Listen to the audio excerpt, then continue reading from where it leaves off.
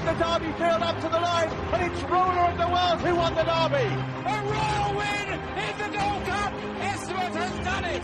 Esteban and Ryan Moore have won for Her Majesty the Queen. It's Mono to win the National.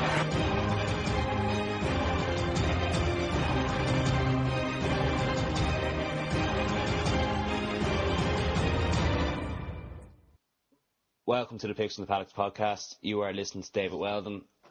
Joining me this evening is Chris Connolly, Rory Paddock and Carl Headley. How are we, lads? Evening, folks. Yeah, go on, mate. So, mate, yeah, so. Right, so this evening we are going to look back on what has been a rather drab, some might say, flat season. And we'll also be looking ahead to what promises to be excellent jump season with some cracking races in store. I might be a bit biased saying that, given I'm a jumps fan more than a flat fan, but I really think this jump season is going to be an absolute epic season. Looking back at the flat, plenty of highlights, plenty of lowlights as well, with plenty of controversy surrounding stewards and consistency. Some good horses on show in the likes of Golden Horn and in the early part of the season, Glen Eagles. We will kick off with a run through of what we felt were the best horses of the year. We'll start off with our Twitter vote for the 3-year-old horse of the year, and as expected, Golden Horn has won this by an absolute street, getting nearly 80% of the vote. Chris, I'll start with you. Do you agree with the vote? Yeah, absolutely. It's hard to knock him. He's been impressive when he's been victorious. I know he had the one blemish, but you know, he won a good arc, he won the Derby, he won the Dante. I think he's a very, very good horse. An above average Derby winner for sure, and obviously I think he definitely deserves it. Legacy Smart deserves a big mention from the Phillies point of view too. Lovely. And Carl, your best of the classic generation? Again, it follows a similar pattern. Golden Horn, he's completely unoriginal selection, but he's taken all before him this season. Ever since beating the likes of Peacock in the Fielding Stakes back in April, he's had the world at his feet, basically. He went on to take the Dante, the Derby and the Eclipse before then bumping into Arabian Queen in the Juddmonth. She received £3 from Golden Horn that day and arguably had the better turn of foot. He went down all guns blazing, and there were many, including myself, who thought that the Golden Horn bubble was well and truly bust. John Gosden thought otherwise and sent him straight over to Leopardstown for the Irish Champion Stakes, where in controversial scenes he was allowed to keep the race despite drifting into found. He took another monumental leap forward when defying a very bad draw in Paris to win the Prix de l'Arc de Triomphe in breathtaking fashion. To me, this is what makes horse racing, and in what was a very not very interesting season, he was the highlight of the year. Right, Carl, you say Arabian Queen was getting £3 off Golden Horn. Mm-hmm. On the ratings, she should have been getting £21. Mm-hmm. So why did she beat him? Just probably down to Sylvester de Souza. His confidence was high and he thought, why not? And probably the adrenaline was flowing and just kept going. He thought he had every chance, and that's just the way it happened. I want to throw this at you as well, Chris. Like, Golden Horn was rated £7 clear of everything else and was rated £20 superior than most of that field. How did he get beat in what was a below average international stakes? Yeah, it was definitely a poor race. A lot of people point to the ground. I'd probably suggest that he'd had a hard enough time of things, you know, coming off winning the Derby. And I don't think Frankie gave him a great ride either, but there's no real excuses. You've just got to say that on the day he underperformed, and you know the filly deserves some credit for fighting back and nailing him on the line. So you can't have too many excuses. He got beat fair and square on the day. Right, and Rory, your best 3-year-old, please. Yeah, boring. Sticking with Carl. Golden Horn. I think I wouldn't necessarily rave and rant too much about Golden Horn. I think it's a bit of a 50-50 in the sense that, yes, that's a very good horse, but equally I don't think these years 3-year-olds are up to much either. But yeah, of what wasn't a fantastic 3-year-old bunch, it was by far the best. Lovely. We'll move swiftly on because no one really wants to care what I think. In comparison to the fillies, right? So basically, we'll take Golden Horn leading the light for the Colts and Legitissimo for the fillies. Legitissimo won the 1,000 guineas. She also won at Goodwood and won the Matron Stakes at Leopardstown and was beaten a short head at the Curragh in the Pretty Polly and also in the Epsom Oaks. I would nearly rate her, if not above Golden Horn, but not £13 inferior anyway, given she's got an official rating of 117 and Golden Horn has a rating of 130. That to me is madness, because if they ran in a race against each other, Golden Horn, in my opinion, would not have been able to give Legitissimo £13. Thoughts, Rory?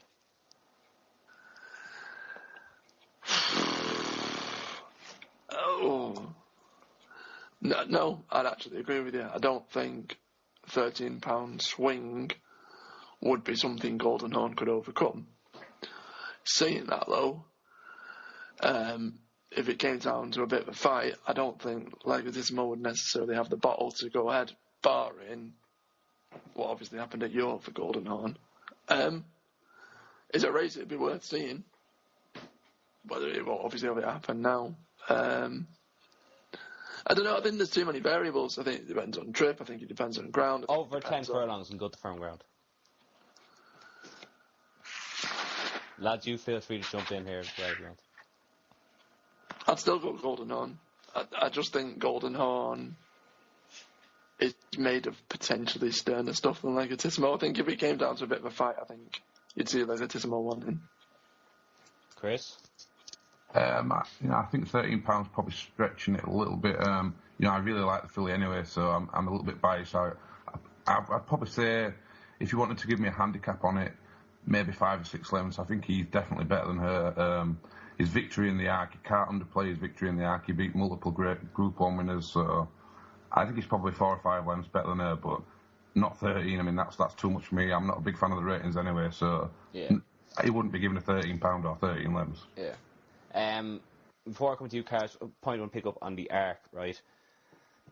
If the inside horses break a neck to try and get up the inside and don't let Frankie get an easy time to get across, there's no way he wins that Arc, because he's stuck 4 or 5 wide. He's keen, he's using petrol trying to get into a prominent position, and he doesn't get in a position to win the race. Thoughts, Carl? Well, you have to remember that Frankie has ridden in the Arc umpteen times. He knows every inch of that track. He knows the best place to be. At the end of the day, he was on the best horse. And I think to win all those races that they had done this season, the Derby, etc., I think that just puts him just that little bit above Legitissimo. I'd like to see her take on a bit more difficult opposition somewhere along the line. Fair enough. We'll move on then, because I have a feeling I'm going to get shot after this podcast. And so we've covered off on the classic generation. Railta Horse Racing Club at the UK and Ireland's fast emerging National Hunt Horse Racing Syndicate, with shares available in well-bred horses in training, with Ulster National winning trainer Stuart Crawford. Railta welcome new inquiries. For more information, visit railtahorseracing.com and follow them on Twitter at RailtaNH. Stay updated with all our racing news and picks by hitting that like button on our Facebook page or by following us on Twitter at Picks Paddock. Right, so we'll move on then to the best older group horse, and our vote on Twitter was a tight run thing between Solo and Trev, with Solo just coming out marginally on top, and justifiably so. It was a great training performance with Freddie Head, who had trained his horse to win 9 times in a row over a mile after running over more staying trips earlier on in his career, and given he's a gelding, will be around for years, hopefully. Rory, we'll start off with you. Of the older generation of group horses, what was your best sprinter of the last season? Goldream for me. I cast my vote in our little poll and I went with Goldream. Can't argue with Solo in general, but yeah, Goldream. I think what made it even more impressive is that it was from a lesser known stable. I know that you obviously get that with sprinters more so than other distances, but won a big race over here and then ended up winning the Prix de l'Abbé in France as well. Robert Cowell trained. Yeah, ran a lot better than expected and won some really decent prizes. So, yeah, can't really argue. Yeah, and I somehow managed to get it beaten a handicap at the Sugar Cup meeting. Somehow. Carl and Chris, I know you both have middle distance horses, and by middle distance I mean from 1 mile to 1.5 miles. So, Carl, I'll start with you. Your best middle distance horse, please. Yeah, well, my one is going to be James Fanshaw's Ribbons. She was able to go over to the Curragh earlier this year, back in September actually, and she won the Blandford Stakes, if I'm not mistaken. She saw off the likes of Tapestry and Bucca Picaccia. She's been consistent for as long as James Fanshaw's really trained her. So I hope to see her back again next season, and if so, she can probably repeat what she's done already. Lovely. And Chris, I know you went for a middle distance horse as well. Yeah, I'm going to be a little bit controversial. I gave David a good kicking about giving this horse in the Champion Stakes the other day. And they call it Fascinating Rocket's 4-year-old with Dermot Weld. He's won 7 of his 12 starts now. Got absolutely pounded at Windsor. I think he came 5th of 8 behind Racing in History. But Windsor's a funny track. He went back to Leopardstown and he gave Panama Hat a good beating. I think he beat him 6 lengths. And then he trotted up, in the Ascot race. So you have to trust the form book a little bit. He probably wants good soft ground or softer, but he's improved out of all recognition and he probably deserves more credit than I give him in the immediate aftermath. So I'm going to go with him and say Fascinating Rock for me. Lovely. And I accept your apology, Chris. You're welcome, Matt. I will take in my opinion was the top stair.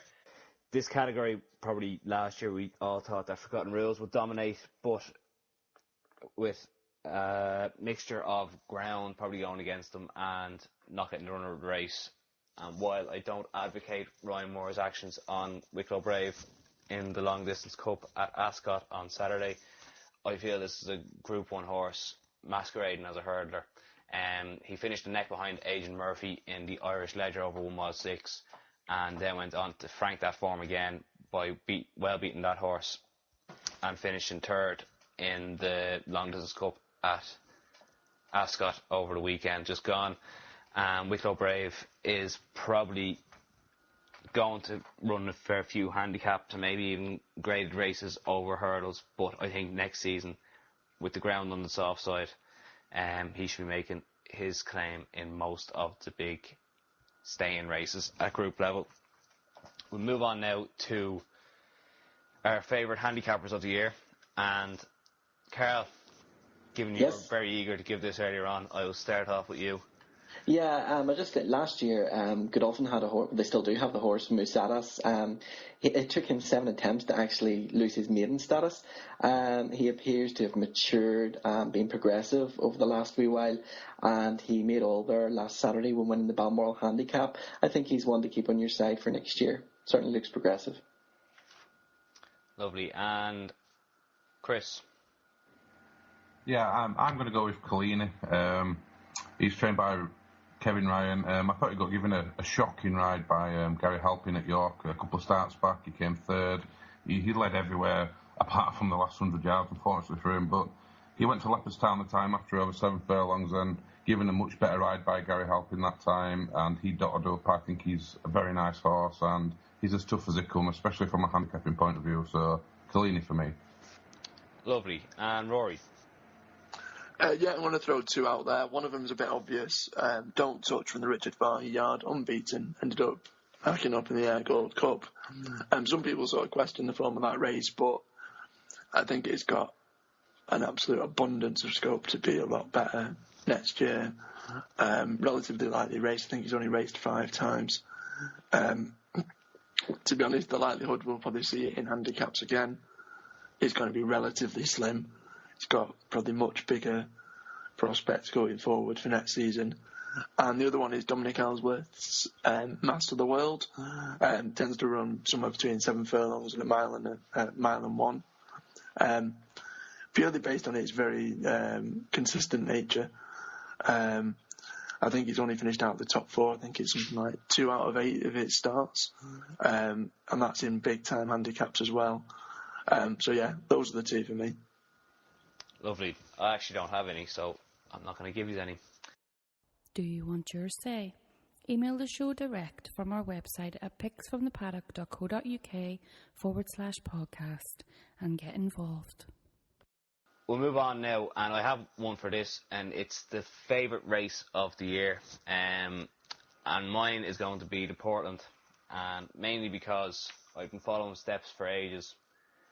Completely gone off and backed him in the listed race at Doncaster on the Wednesday. Wasn't going to back him until our good friend Chris Connolly told me that he had a great chance. And I duly backed him. He duly won. And it was a good day all around. 14-1 I think he was, Chris, wasn't he? Yep, absolutely. Yep, banged in. Carl, your favourite race of the year, please? Oh, my favourite race is the flat season every year. It's quite straightforward. Everybody loves to see a grey horse, but whenever you see 13 or 14 of them all lined up in the all-grey race at Newmarket, that's just something else to behold. And regularly you can see the likes of Baby Strange and Crew Cut racing against each other, and more often than not they make the frame. And the regular each-way bets for me, they have been for the last few years, and it was great to see them there again this year. So that's my overall favourite flat race of the year. Interestingly weird, thank you. And Chris? Yeah, I'm going to go with the Derby. It's just the whole lustre around the Derby, and this year's winner being an above-average winner, the position he won from, the Frankie Dettori tail, I think Golden Horn and everyone connected with him. I think that was my favourite race of the year. Lovely. And Rory? Yeah, for me it was a race at Ascot, the Wokingham Stakes. Not normally one for big handicaps, but a horse that I really liked, that we had in our flat book for last season, did really well, finished third. Lancelot Delac at 25-1. He beat everything on the far side, and although he didn't get his head in front, I think it was a bit of one of those whereby you put in a speculative horse to follow for the season, and he seemed to do well at a big price. So, no great gamble on my part, unfortunately, but 25-1 place was decent enough in a big race at Ascot. What was the name of that horse again, Rory? Lancelot Delac. Oh, yeah. Done you good turn there the other day as well. Right, so it's going to take a quick break there, and when we come back we'll be talking all things jockeys, trainers. Railta Horse Racing Club at the UK and Ireland's fast emerging National Hunt Horse Racing Syndicate, with shares available in well-bred horses in training, with Ulster National winning trainer Stuart Crawford. Railta welcome new inquiries. For more information, visit railtahorseracing.com and follow them on Twitter at RailtaNH.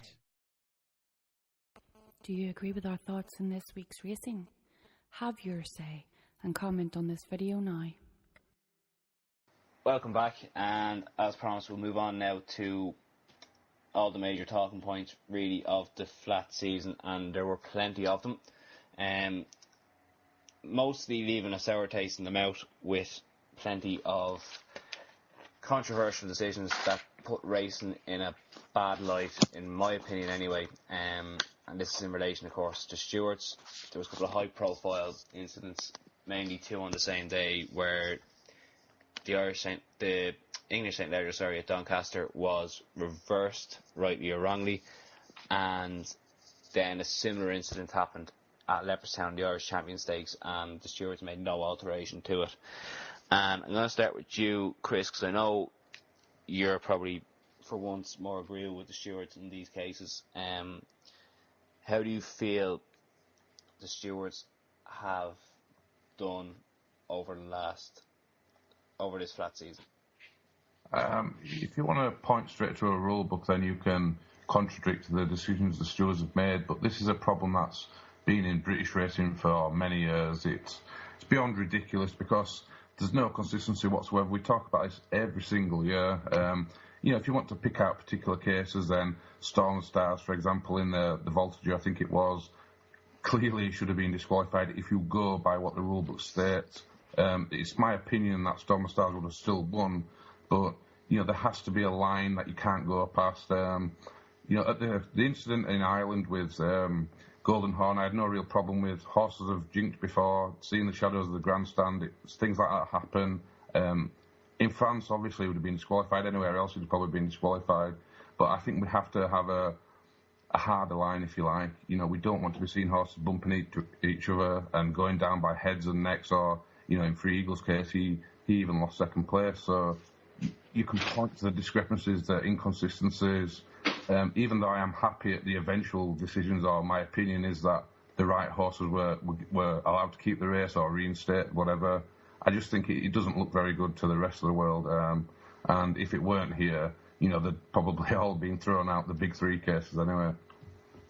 Definitely. And I'll put it to you this way, Rory, right? So we probably all agree that the rules in France and America are probably on the stricter side of what we would prefer. Yep. But failing adapting their rules to our racing in England and in Ireland, what else can we do to ensure that there is a consistent level of stewarding? I think the thing is, although with in France and in America, we see it as very strict, very to the letter, very to the point. You've got to kind of still take note and go, well, we might not like it, we might think it's a bit OTT, but at least they're consistent with it. Those are the rules, everyone knows the rules, that's what they are, and they stick to the letter of the law. And even if your horse gets done in the steward's room, as it were, and it's happened many a time over there, you can at least say, well, we know the rules going in, that's what they are, and there's no grey area. I think with this country, I don't think it really matters whether they're strict, whether they're lenient, or whatever it is. I think it's just the massive grey area that annoys and pisses people off. I think in terms of a resolution, I think it would be a lot more simpler to have perhaps just a general body. We watch racing 364 days a year in this country. It's broadcast across 2 separate racing channels and a national line and a national television service. There's cameras on every course.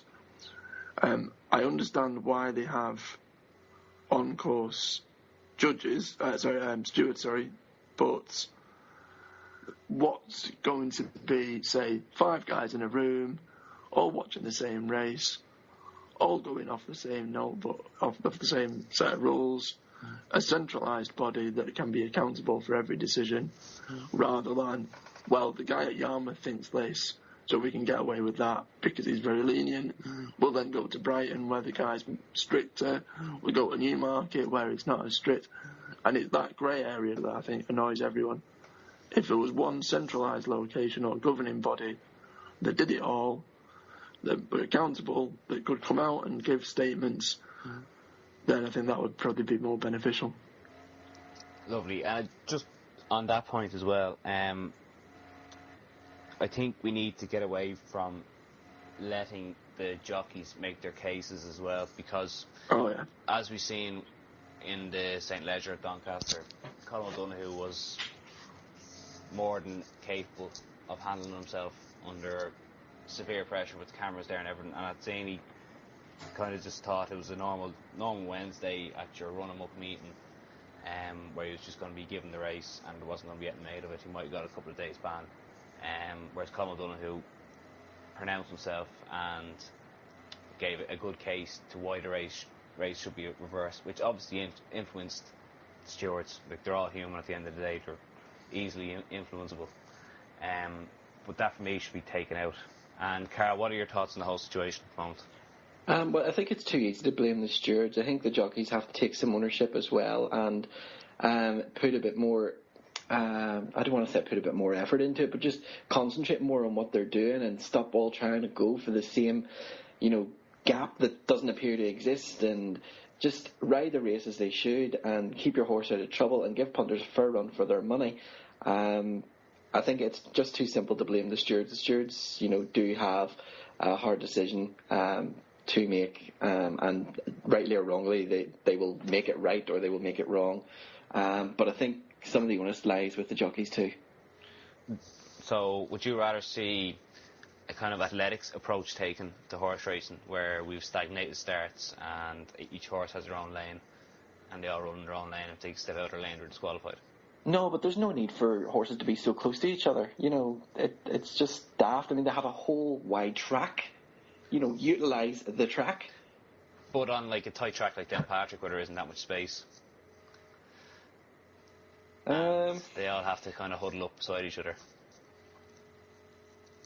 Oh, I don't know. I just think it's too simple to blame the stewards. I think jockeys do have to face up to their responsibilities and let their horses run. No, and I agree with you. And like Ryan Moore was given a 4-day ban for his ride on Wicklow Brave on Saturday. He should have got a longer ban, and the stewards had a cop out there. They gave him a 4-day ban. He can still ride in the Breeders' Cup. He nearly brought down 2 horses, Palisader and Forgotten Rules, in that race, which could have caused serious harm to either jockey or the horses. And at the end of the day, the horse welfare is what we all really care about. That's it. Any other points on that, lads? Yeah, just a very quick one. I just kind of agree with you where you said the whole jockeys sort of having an influence in the steward's room afterwards. I think someone came out, I don't know if it was on Twitter, but said, in regards to the race before, they were saying, Colin O'Donoghue's won that in the steward's room. That phrase just should not be in racing. I completely agree with you. The fact that the way someone presents a case and talks to officials denotes whether or not they think it's correct if a horse wins or loses should not be a contributing factor in any way, shape or form. I mean, it's easy to also think as well that Andrea Artsin has lived over numerous years. English probably isn't his first language though, and if he can't adequately put across a valid argument as well as, just purely in semantics and linguistic terms, then he's going to be penalised and lose a race because he perhaps didn't construct it well enough in the steward room.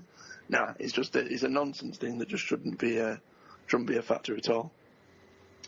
Lovely. We'll move on now to another controversial thing that's happened in this flat season, and there's also a case of it happening over the jumps as well, and it is owners moving their massive string of horses from one trainer to another. And the example on the flat is Sheikh Obeid Al Maktoum, who moved 23 racing horses and a stack full of juvenile unraced horses from Luke Kamani, who's had an association with since 1997, to Roger Varian, and that hence led to Andrea Zaini leaving Qatar to go back to his old boss, the Sheikh and Roger Varian, and will now be riding from them going forward. Also over jumps, we had the Rooneys, who have spread out their massive string of horses that they had with Donald McCain, and there's horses who've gone to Gordon Elliott, Nicky Henderson, Paul Nichols, Ben Pauling, all over the place. I just want to get your brief thoughts on this, lads, more in the fact as should there be a place for loyalty in racing, or is it just now a numbers game? We'll start with you, Carl. Well, at the end of the day, it's the owners who ultimately pay the fees for their horses, their training fees, and all that there. So ultimately, it's up to them wherever they want their horses to be trained. That's where they go. And there has been this whole situation around Luca Kamani. Sheikh Obeid has had an association for over 20 years with that yard. It does seem strange. Circumstances we don't know. But the Donald McCain one, he has been woefully out of form for an awful long time now. It's quite a while since he's actually had quite a decent horse, that's actually done something over jumps. So I can't blame owners in that respect for wanting to go and find trainers who are more consistent and are able to get trophies in the cabinet. Lovely. Chris? Yeah, I agree with what Carl's just said on the McCain one. The Rooney spend a lot of money sending very well-bred horses to the McCain yard, or good point-to-pointers that cost a lot of money. If they're not going to go in, if they're not going to repay some of the fee, then you have to start wondering what you're doing, whether you are being advised to get the right sort of horse or whether the trainer's just not up to it. And, you have to look at Donald McCain and say he has been so out of form. He hasn't had a superstar for quite a long time now, and they have poured money into it. So I have no problem with that. And the loyalty thing only goes so far. Loyalty, when the chips are down, you know how loyal people are, but when you're putting millions of pounds into Sheikh Obeid, he spends a lot of money on these horses. If they're not going to win classics, challenging classics, get bad rides, there's going to be, unfortunate circumstances like there has been. They will be moved. And from an owner's point of view, I think it's 100% their decision. And, you judge success. Success is everything. It makes the world go around. So I have no issue with them moving. It's their decision. Rory, the thing that I struggle with this is the fact that, by all accounts, Luke Comandi had no idea this was even in the pipeline. By the sounds of things, the Sheikh had not shown any kind of dissatisfaction with how Comandi was operating. Do you believe this, or what's your opinion on it? If that's the case, then it's slightly underhand, especially considering it was near enough 20 years partnership. But I think that's, again, I think it's kind of 6 of one, probably half a dozen of the other. Whether or not that's Kumani saving face. I think if it came out that there was some sort of rift, then it could potentially put off a lot of potential new owners for Kumani, and it could do him a disservice in terms of future business. So whether or not that's a bit of a story on his part, I couldn't obviously say. But I agree with the other guys. I think at the end of the day, money talks. If you're the paymaster, let's be honest, Sheikh Obeid is, has put a plethora of money into Kamani's operation with the numerous horses he's had over, not just recently, it's been a 20-year partnership. That's a lot of support. And you've got to kind of look and go, well, if you're putting all this money in, you want something back from it. And loyalty will get you so far. It gets to a point whereby, yes, I'll be loyal, I'll stick with you with another season. Okay, right, we've got a few 2-year-olds. We'll stick with you for another season. And I'm thinking of the amount of horses that trainer's had. And I can't think of any big race winners he's had with Kamani. Let's be honest, after 20 years of support, he doesn't owe Kamani anything really. That's a long time in racing terms. And I think after that amount of years and that amount of money and that amount of support, as an owner, he's probably due some success, really. And if Kamani's not doing it, then at the end of the day, Kamani has a job to try and produce winners. If he's not doing that on a regular basis, maybe for a big trainer like that, and for a big owner like that, then I guess the owner doesn't really have much of a choice.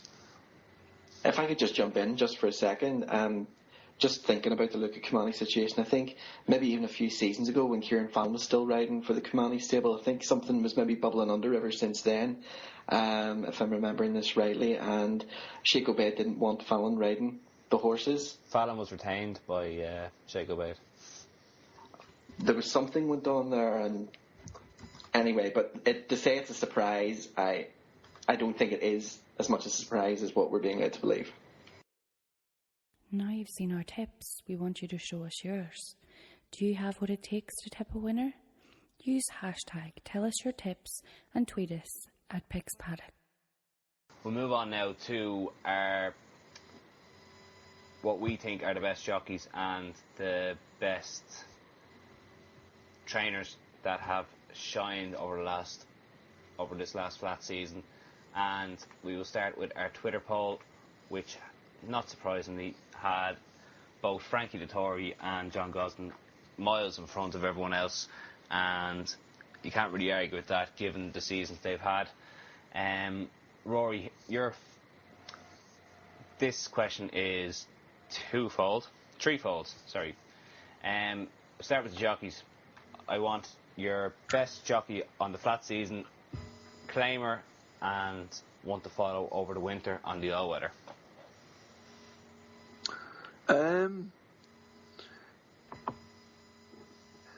I'd go Frankie Best, jockey. I think, although to be fair, I think he's obviously had an absolute plethora of decent horses to ride on for a yard that's been banging fun.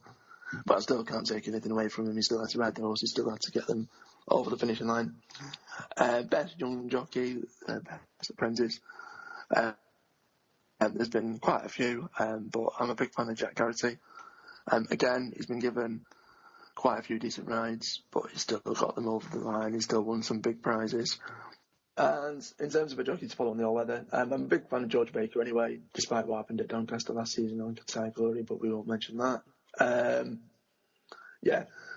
George Baker is one of those jockeys whereby he'll pick up some decent wins or decent prize money on the turf season, and probably doesn't have to commit himself fully or as much as some jockeys to a big all-weather campaign.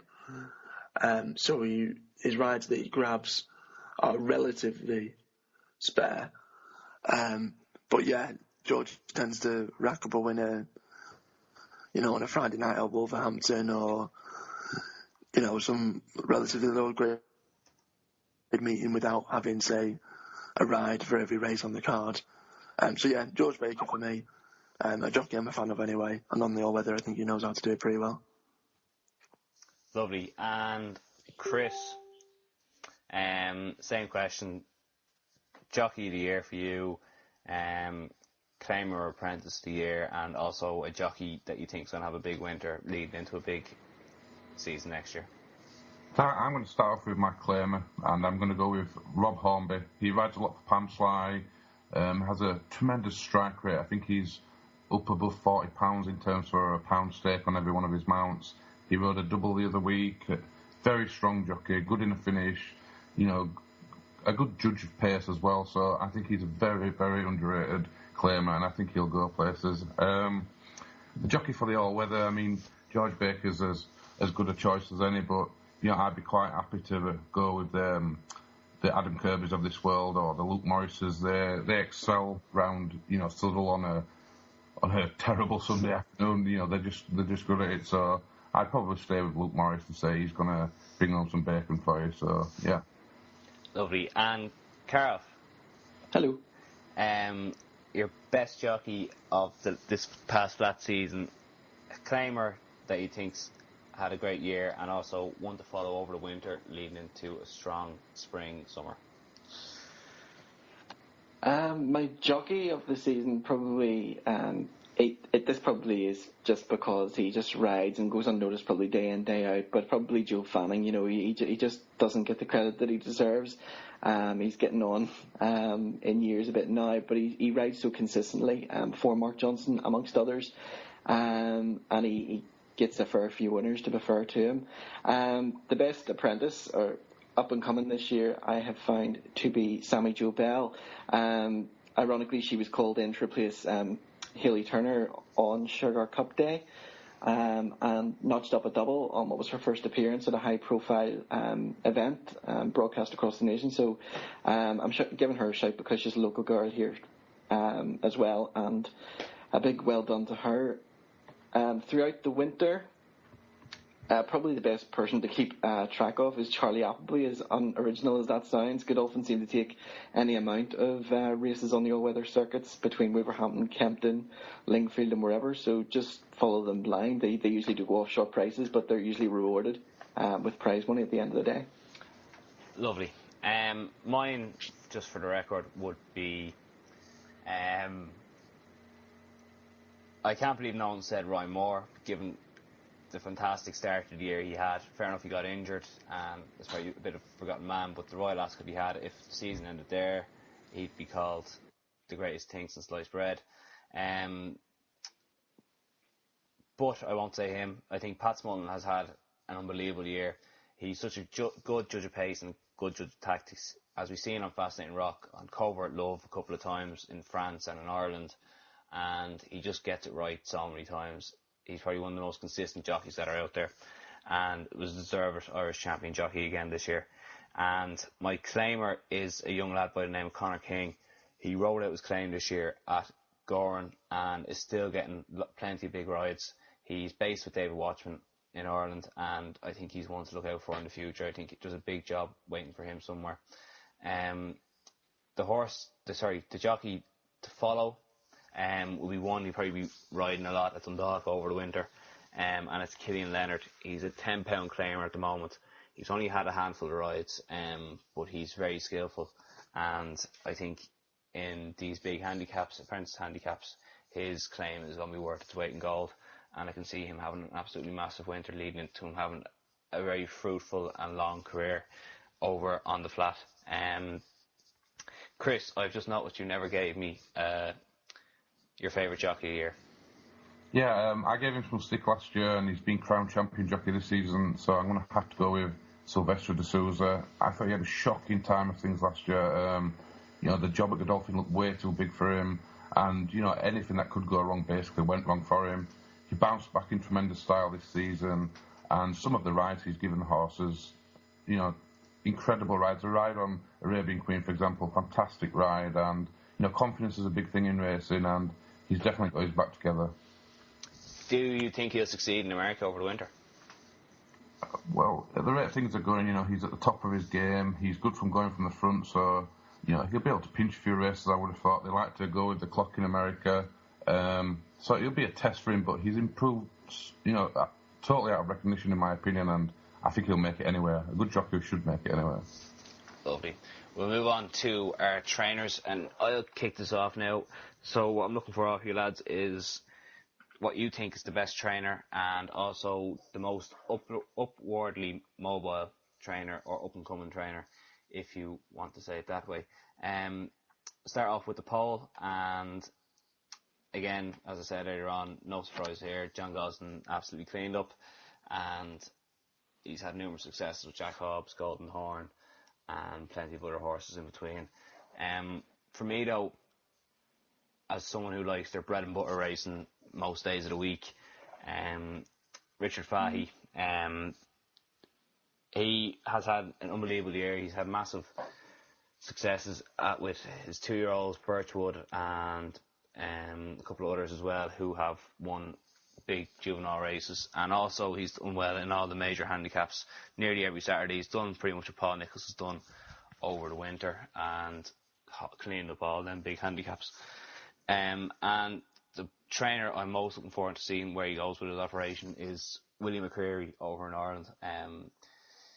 He has done exceptionally well with fillies, but he's also getting plenty of good owners on board. The likes of Godolphin are now starting to get involved, and a couple of other big players over in Ireland. And I think his strike rate at the moment is something ridiculous, up to 20% or something like that for September and October. He's having an absolutely fantastic end to the season, and is well worth the follow. I'd nearly be following him blindly with his fillies in handicaps, and I think he's just a top up-and-coming trainer. Rory? Yeah, for me, can't really argue against the poll in terms of John Gosden. Alright, it's fair enough that he's backed by some really wealthy owners, but he still has to get them to the course, he still has to get them in tip-top shape, and he still has to get them there to win. I think a good thing as well is that he's not done it with one specific owner being backed. Anthony Oppenheimer at Golden Horn, Godolphin with Jack Hobbs, and other horses, that he has behind Clare, etc., the Aga Khan. But yeah, can't really argue with that. In terms of one to perhaps keep an eye on for the future, Charlie Fellows, slightly less known, actually for this season had a 20% strike rate with his 2-year-olds. He's not backed heavily by any particular owner, so in terms of like big time owner, based out of Newmarket, definitely worth a follow. Alright, the races that he's had his horses win haven't been, group type races, but definitely on the up. Young guy, definitely still a lot to learn, but I think his achievements have gone a little bit unrecognised, and he's definitely worth a mention. And Chris? Yeah, it's pretty simple to go with John Gosden, but I'm going to go against it. I'm going to say Dermot Weld. God knows how long he's been doing it for, but his raids over to England, for example, he can win a Champion Stakes, he'll win a Cheltenham Bumper, he'll win an Ascot Gold Cup. The guy is mustard, his strike rate over here is incredible, and he's consistently done this for decades now. I think if he's not the best in the business, there's not many that are better than him, and, the consistency of him, you have to marvel at him. Great trainer. Lovely. And anyone for the up-and-coming? Yeah, I'm going to be... I don't particularly like the way Simon Crisford's come into training racehorses. We know he was a big player at Godolphin behind the scenes, and, he's always been interviewed, for example, but, he's bound to get some good horses. He's already had some good horses in the handicaps this season. He's took some good pots. I expect him to take, a good string over to the Dubai Carnival, and, he's just going to obviously have some nice weaponry, so I'd say Simon Crisford. Lovely. And finally, Carl. My trainer of the year would have to be Richard Fahey. He seems to be having massive Saturday successes in big race handicaps. In fact, I was at Ayr a few weeks ago when he landed a 5,500 to 1 4-timer. That was some achievement on the day. And very nearly pulled off an even bigger shock. If he had won the last race, I think you were talking near 40,000 to 1 5-timer. So, he's my trainer of the year. My up-and-coming trainer to follow is Hugo Palmer, who trained his first Group 1 winner this year with Covert Love. He's bound to get better horses on the back of that, and he'll probably be one to watch next season with better horses. Lovely. And final question before signing off on the flat season. I want a 2-year-old, can be a colt or a filly, 2-year-old to follow for next season who is going to win a classic, in your opinion. Chris? Foundation for me. Beat Deauville the last day. Was impressive on debut as well. I think he won by 3.5 lengths. It might not have been a big race, but he won it nicely enough. He's a well-bred horse. He's owned by Highclere. I'd expect him to show up in the classics, and being with John Gosden, there's not many better to be with, so a foundation for me. Lovely. And Rory? I think Buratino is going to have a chance. Mark Johnston's horse will probably have a decent enough shout. Beat Air Force Blue previously, come second behind Shalar. Shalar's going to have a good chance, but whether or not he'll go for a classic, I'm not too sure. But yeah, Buratino for me. Hopefully at a decent enough each-way price. Lovely. And Carol? For me, it's Lumiere again. It's another one of Mark Johnson's, but she was an absolutely stunning winner on debut this year at Newmarket. She romped home by 6 lengths, and then went to York to contest the Lowther, where she bumped into Bashara. But she ultimately learned from that experience and then reversed the form with Bashara. She heads into the Classics next season with any amount of improvement to come, any amount of scope, and I think Mark Johnson could have another Classic winner in his hands. Well, you're all wrong, because Air Force Blue wins 2,000 guineas and Minding wins the 1,000 guineas. Do the double now. You heard it here first. All said and done. So that's it for the flat season. Done, dusted. Let's get on with the jumps. Do you agree with our thoughts on this week's racing? Have your say and comment on this video now. Stay updated with all our racing news and picks by hitting that like button on our Facebook page or by following us on Twitter @PicksPaddock.